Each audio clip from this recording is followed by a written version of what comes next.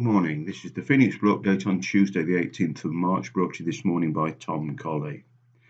I hope you've enjoyed a good, relaxing weekend over the bank holiday. The markets were closed Friday, obviously closed over the weekend as normal, but were open yesterday, predominantly because it's not a bank holiday in the States.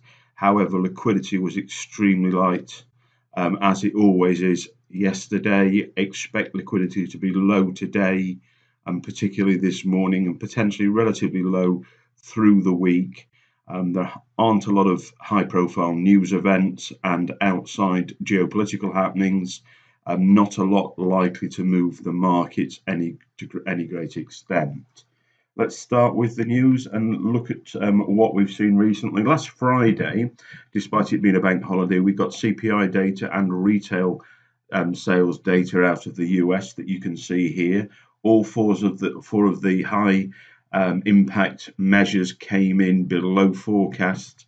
CPI significantly below at minus 0.3 versus a prediction of 0.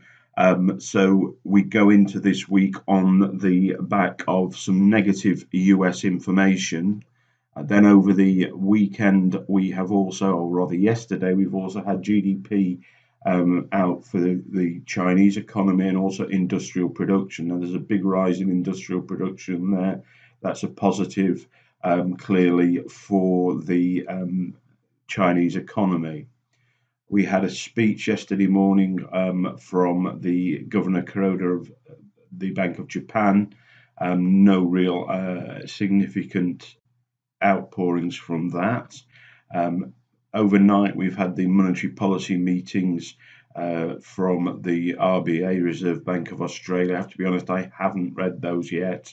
All I can say is, looking at the Aussie market, we had a sell-off overnight in that market, so clearly nothing positive coming out of there. Looking forward to today, as I said, there's not a lot of news this week on in general, but today limited to building permits coming out of the States, which isn't one of the most significant numbers that we see, and then the dairy price index on the Kiwi this afternoon. So over to the charts. Well, clearly we're in a position where we need to be taking a breath, being patient, waiting to see what the markets will do. We've had that negative data on Friday out of the US, but the dominant factor is probably geopolitical factors, particularly as we speak, the issue of relations with Korea, their testing of missiles and their nuclear testing. Clearly a lot of political things going on there. We do expect to see in the short term the market with a risk-off attitude. We'll see a move towards the safe haven assets, predominantly the Japanese yen and gold, and looking for the potential of a sell-off in the stock markets on the same basis. The chart we've got in front of us is the normal dollar index chart. We've clearly got this triangle formation here, and right through the point of control is clearly the $100 level on this chart.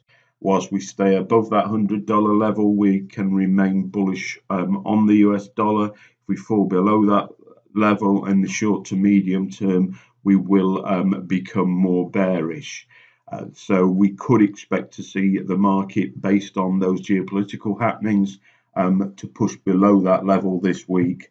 We will wait and see, but as I said, it potentially will be very much a sitting on your hands week, potential trades being intraday rather than any clear end of day setups.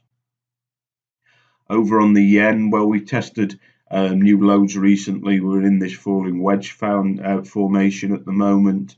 Clearly this is the market, as I've already mentioned, that we are looking potentially for further downside in this market this week, based on the geopolitical happenings and that run to safe havens. Again, a market that we really want to see play out a little further before we can make any definitive decisions about trades, for the reasons that I've already mentioned. Over on the euro, well, clearly we're within this band between these support and resistance here.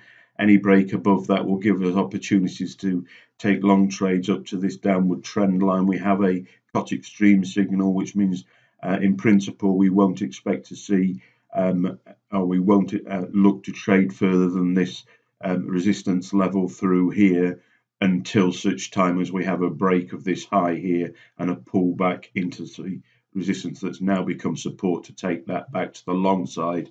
Clearly that will take a significant move on the part of the dollar, a significant weakening, but we do have the potential for that to happen because of those geopolitical events. Over on the pound, well, into a weakening dollar, we've seen a strengthening pound. We're now at a key resistance support level here. Within this triangle formation here, we are in this instance looking for a break and close above this level, close above this high, for a pullback into support to take this to the long side. Clearly got two targets marked here, and again that will, I believe, be dependent upon what the dollar does. I think we could possibly get a break above to this level without a significant move on the dollar, but up to this second level will require a significant weakening of the dollar. Over on the Aussie, well, I mentioned this overnight. We've had a bearish move. Well, when I was looking at this yesterday, it looked like we were potentially going to get a breakthrough this 76.100 level or 76.10 level here, giving us an opportunity to take this to the long side. We are currently, when this slide was taking, retesting this downward trend line. We may still get an opportunity through there, but clearly overnight, and I believe, though I actually haven't read those minutes, as I said, basically the feedback from that was potentially negative, which has given us that bearish move there. But this market clearly with an opportunity there of a break, pullback, retest and take to the long side later in the week if we do see a weakening on the dollar.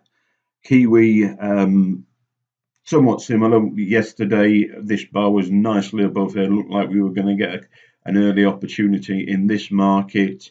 Lack of liquidity, caution, whatever you want to call it. We got a pullback into the close last night.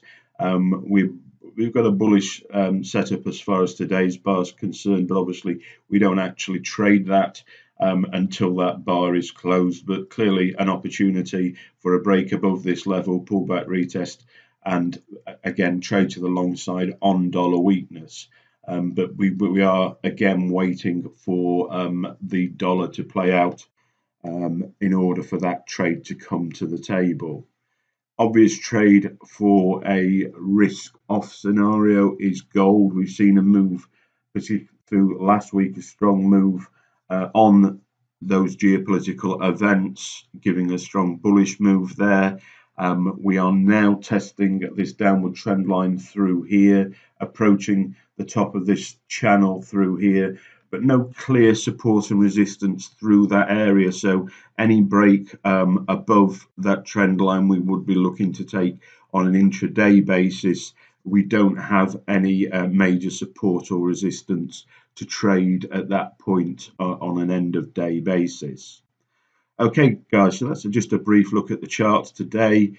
Do be very cautious. Remember there will undoubtedly be a great lack of liquidity this morning, particularly through the rest of the day, and as I said, potentially through the week. Let the market come to you. Let's see if we get that dollar weakness playing out. Let's see if we get any movement in the political Korean event, and look if we can trade the aftermath of that. Okay, that's it for today. Thank you for listening, and we'll be back with you in the morning. Thank you and goodbye.